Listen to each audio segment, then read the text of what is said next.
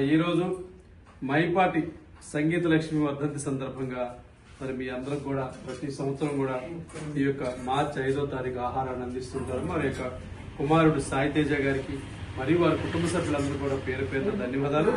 సంగీత లక్ష్మి గారి యొక్క ఆత్మ శాంతించాలని, వారి కుటుంబ సభ్యులందరూ కూడా సంగీత లక్ష్మి గారి యొక్క ఆశీస్సులు, భగవంతుని ఆశీస్సులు ఉండాలని కోరుకుంటూ అన్నదాత సుఖీ భవ, అన్నదాత సుఖీ భవ, అన్నదాత సుఖీ భవ.